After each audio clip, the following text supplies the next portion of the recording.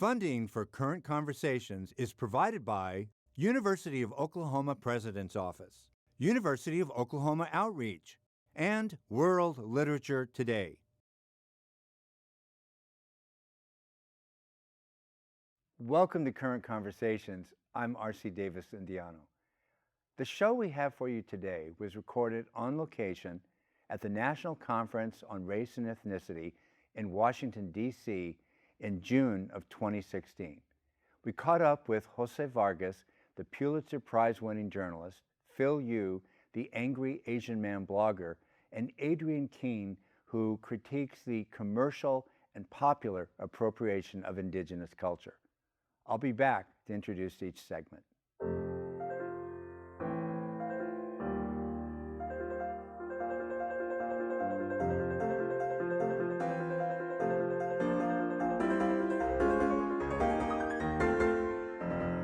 The first segment is with Jose Vargas, and it deals with the crisis in America over immigration and the undocumented. Enjoy this unique voice in American journalism. Living in DC, I lived here for 5 years. It was the first place that I lived after college. And it was probably, looking back, like the most frightening and difficult time, just because I felt like the Washington Monument was like poking at me the whole time. I felt like every time everywhere I go, it was like I had this voice in my head saying like, "You're not supposed to be here, man. Like, you're not supposed to." So when I, was asked to cover the White House state dinner for a Japanese, for the Japanese Prime Minister, and I used a Social Security card that's not supposed to be used, that's fraudulent. And the White House doesn't know, I get through the White House. When the Pulitzer happened, and when you do that, you have to fill out a form. And I don't think I didn't have the right number. So every time something like that happened, I would always just question, like, what it really meant. Mm-hmm. And the Pulitzer was interesting because it was bigger news in the Philippines. Here, a lot of people win Pulitzers. In the Philippines, there's only like 3 Filipino Americans that have won one, and I was the youngest. I think it's pretty big news here too. Oh, I just try not to. But that was really difficult. I remember being really depressed that day. It was very depressing because I had a thought that by that time things would solve itself, right? Mm-hmm. And it was not. And at that time, I was covering the presidential campaign. I had just started to cover the presidential campaign when the Pulitzers happened. And, here I am following Sarah Palin around in Ohio and on Hillary Clinton's plane in Texas and, peeing myself when I see, it was really difficult. And I think that's when what's the word for it? That's when I think I started to realize that it was really unsustainable. Like I couldn't sustain it, right? That at some point I was gonna crack.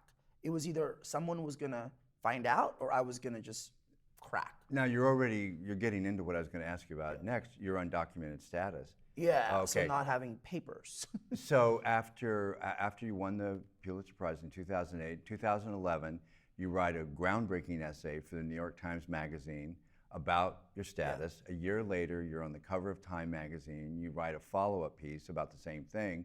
Shortly after that, you do a film called Documented. Yes. So you're really choosing to go right at the thing that is producing all the stress. I mean, you're not avoiding it, you're just throwing yourself right in there. Was that a difficult decision to make, to make it part of who you were as a reporter? As a reporter, I've been a journalist since I was 17. I found that I was undocumented when I was 16. I became a journalist a year after. And the only reason was that my name could be on a piece of paper. That was the only reason. Mm-hmm. I didn't like writing. I still don't like writing. I find writing to be the hardest thing to do. So, but when your name is on a piece of paper, it means you exist, right? So that's why I did it. That's why I keep doing it. But now that I'm in a position where I have to really face myself and grapple with myself, it's so funny. I thought I was, fighting for pieces of papers. I thought I was fighting for immigration reform and changing the law, which I am. I mean, that is what we're doing. But more than that, all I'm really trying to do is like face myself and figure out what happened. And I think that's true for all of us, right? And so I think I've just been, in many ways, I think where I am now is using every possible skill I have as a writer, as a filmmaker, to insist on making this specific universal, right? Which is the goal of any writer, to insist on specificity to get at the universal truth. I think you're modest. I think a lot of people would not have just gone right into the lion's cage the way you did with writing those pieces. Well, did you think you would get arrested? I thought of a lot of things. I mean, but mind you, like between 2008, when the Pulitzer happened, 2011, that's 3 years. 3 years of, when my career just kept, I was writing for the New Yorker. I just made my first film, premiered at Tribeca Film Festival. Like it was going up and up and up, and it was either I leave, because I did think about self-deprecation. I did think, okay, maybe I can't do this, right? And not just me. I mean, I have a family, right? I wasn't sure my grandmother can handle this. I wasn't sure my mom, right? It wasn't just me. It was an entire, family and friends. And so I wasn't sure. But then when I made the decision to do it, you either go all the way or you don't do it at all. It must have been surprising because there was so much stress making this decision. You're trying to deal with a personal situation. And then after a while, the very thing that's giving you the stress is the wave you're riding. I mean, nobody had ever been so bold as you, just to be so public by winning such a big award and then use the limelight to say, I'm undocumented, let's deal with these issues. Let's use me as case in point. That's pretty interesting. It's so funny you say it like that. I didn't think of it that way. I thought of it as, for me, the center was just not holding. There was something in me that I couldn't keep going, right? I had just hit a point where it was like, it's either I stay quiet or I scream as loud as I can. Yeah. What should happen with immigration laws? Do you have a kind of take on that? Well, now that I have done with Define America and making 2 films in the past almost 4 years now, I have done more than 400 events in 45 states in nearly 4 years. What I can tell you is I don't think we should agree or get to any solution on immigration in this country until we all together have the facts. I, for one, and as a taxpayer, because undocumented people pay taxes, and for you as a taxpayer, I would like to think that we don't want to spend a single more cent on a border that will never be secure. We as a country since 9/11 have invested $100 billion in securing a border. What is that really about? I would rather give that money to American American college students that can't afford to go to college, right?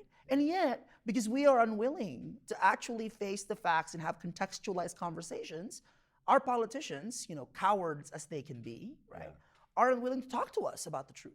So unless we're on the same page, I think it's almost impossible to actually come to some sort of policy. Of all the issues that seem gridlocked, this one just seems particularly vexed, where it's a political football. Nobody seems to be. Because it's about identity. Because it's about identity. Yeah. Right.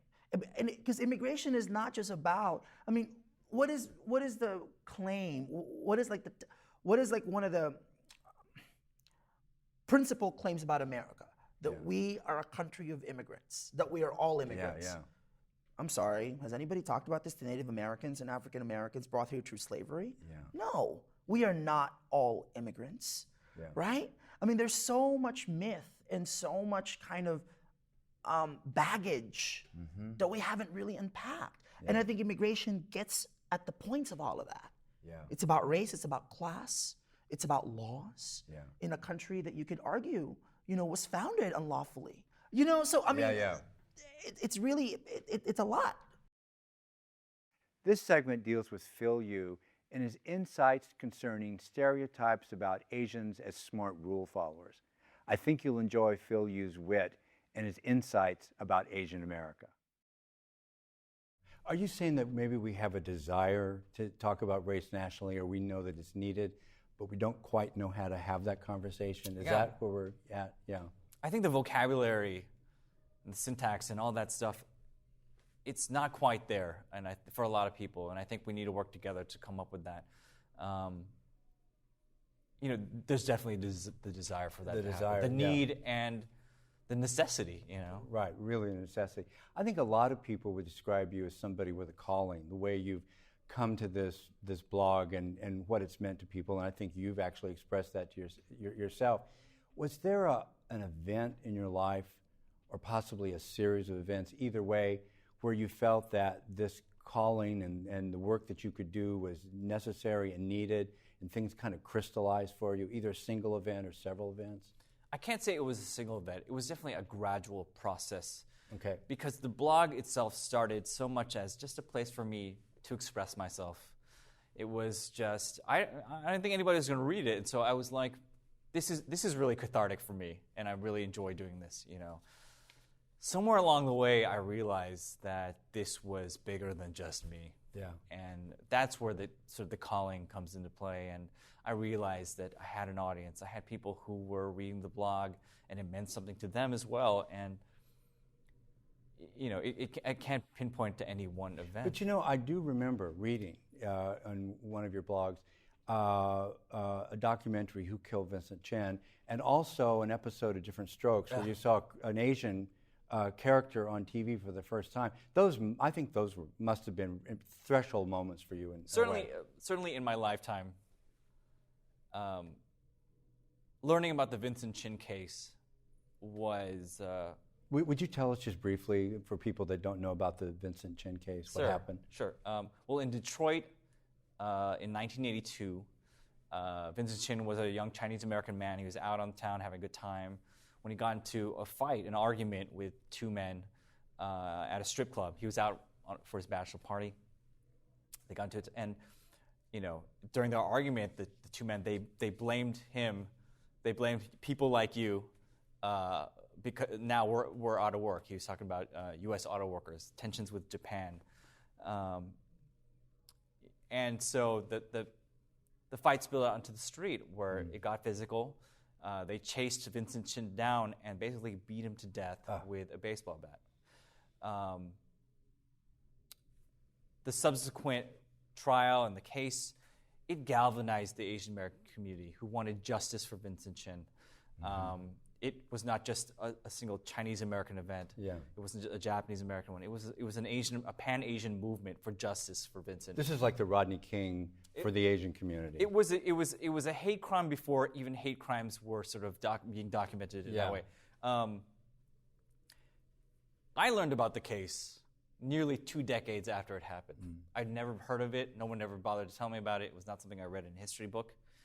I learned about it in an Asian American Studies course. Because I watched this documentary, Who Killed Vincent Chin.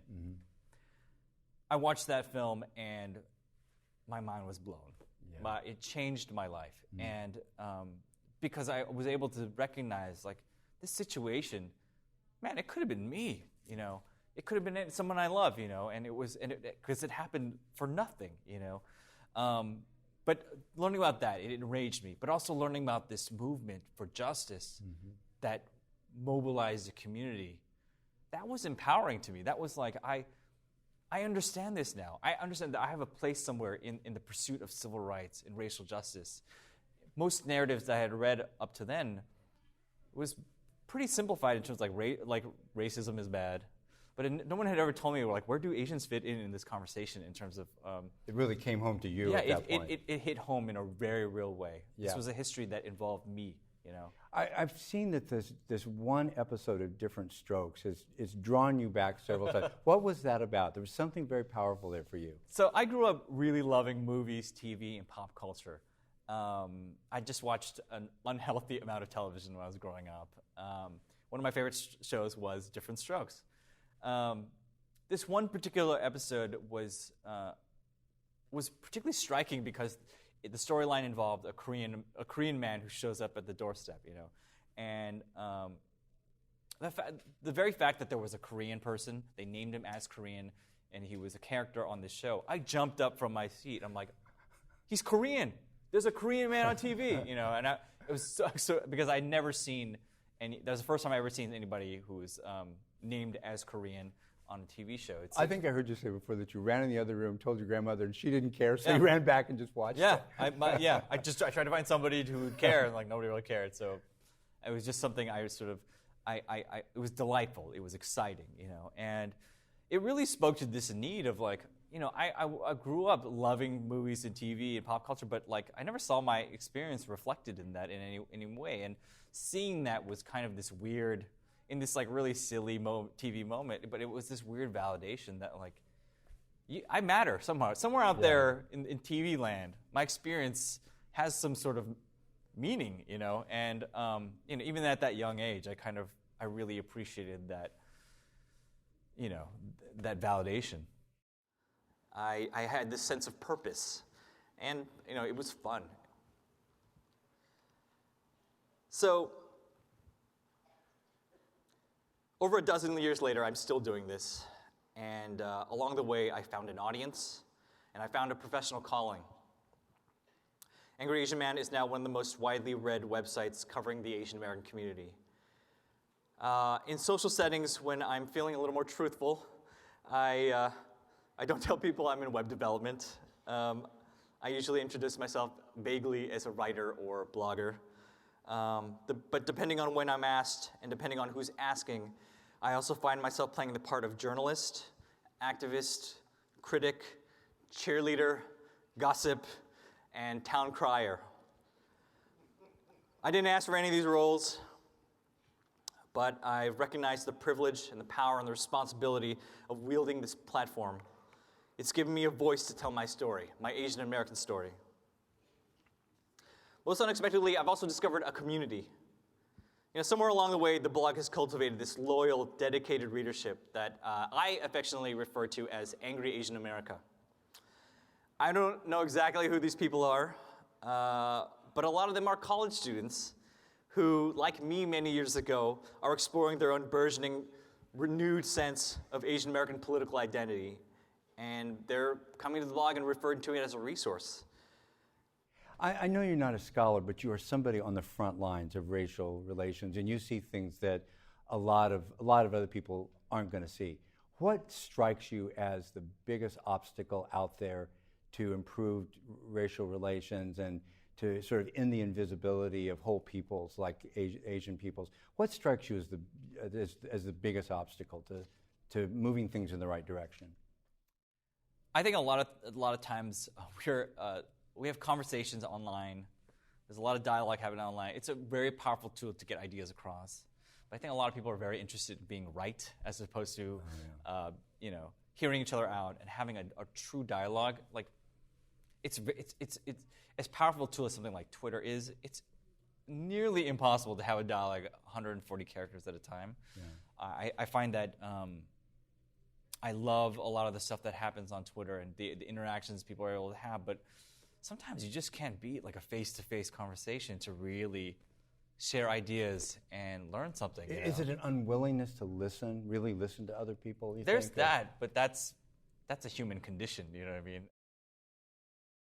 In this segment, Adrian Keene discusses how commercial interests steal from tribal peoples and try to strip away the last vestiges of authentic Native identity. Enjoy this segment. I would say if you talk to these sort of hipsters wearing headdresses today, they probably wouldn't be able to express that that piece of it. To them, they see it as something that's just pretty, something that they want to wear that represents being wild and fun, but there's no divorcing it from that context and that history that comes behind it. You know, I think I've read your blog and I've heard you talk, and I think the kind of points you make, they're so strong. And the evidence for the kind of appropriation you're talking about just seems to be everywhere. It's just amazing that what you're talking about is largely invisible to mainstream culture when it's so clearly there. I mean, are you just kind of shocked all over again by that all the time? I think it definitely is something that never ends. I will never run out of things to write about on the blog. But I think a lot of it comes from just the complete invisibility of contemporary Native peoples in the media, in pop culture, in society at large.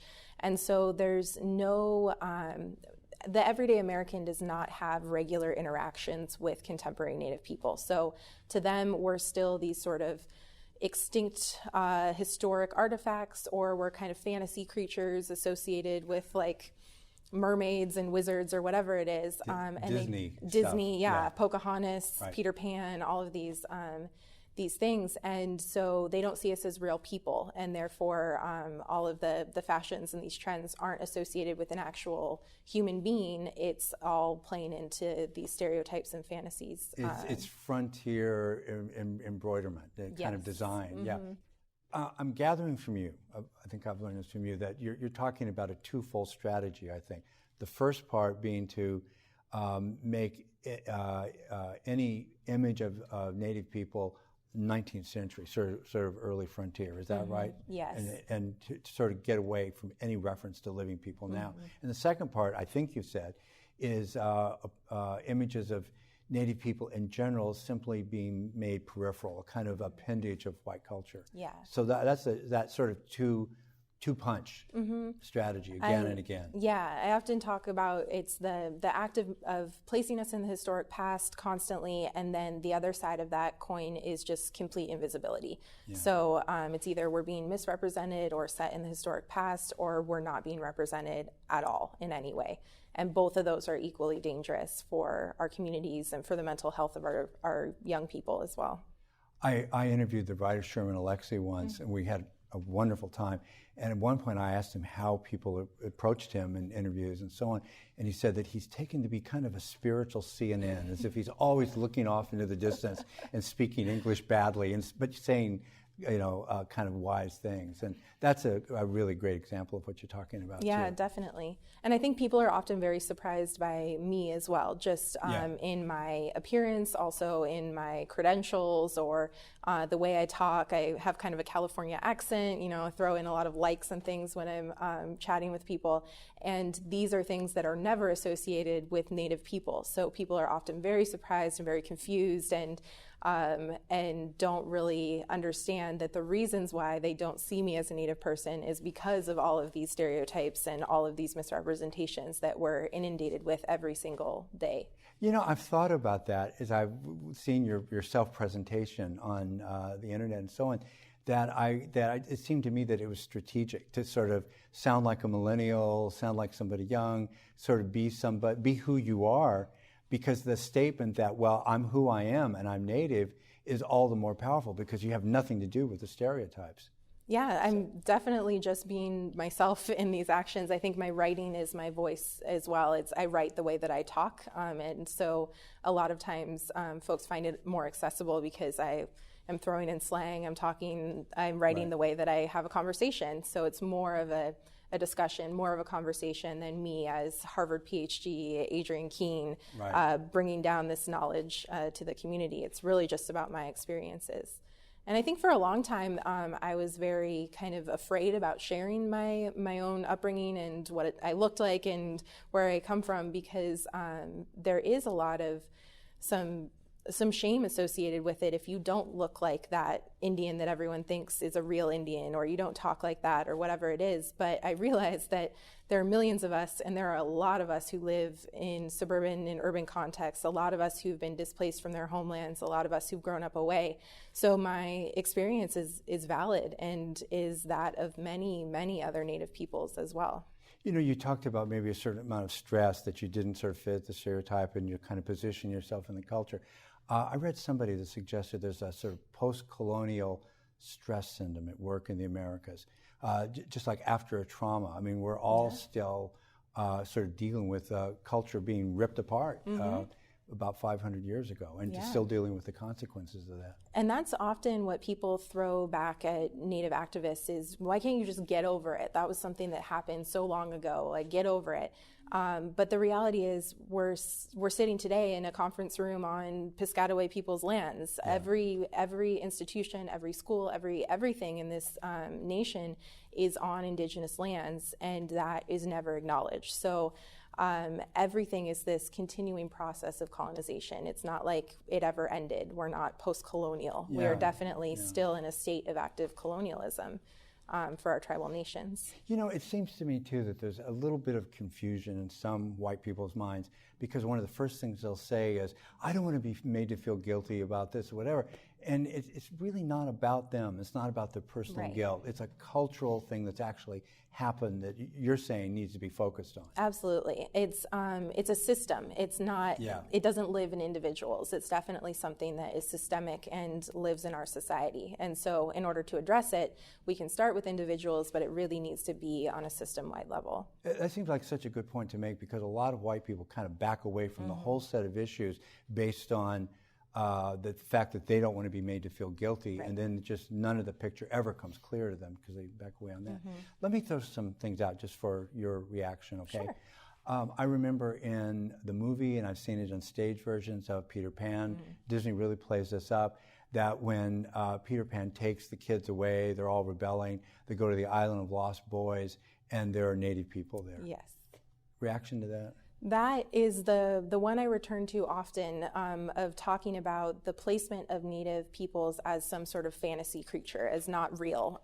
Because on that island you have pirates and you have mermaids and you have Indians, and so it's incredibly problematic. And then you have such stereotypical imagery that goes along with it. So in the Disney version, you have the song "What Makes the Red Man Red" that is being sung by the characters. You have Wendy being called a squaw, which many of us don't even use that word because it's such a slur to Native women. And then in the stage show version, which was again brought up by the live version on, I think it was ABC or NBC this year, is the Ugga song, where there's just these horrible stereotypical sounds to somehow make Indian language of them singing this song together, and that we still saw again in 2014 as being on a national scale, that everyone saw this. And it's just so rooted in horrible stereotypes of Native people. That's all we have time for today. I'm so glad that you could be with us. Please join us next time for more current conversation. Thank you for watching.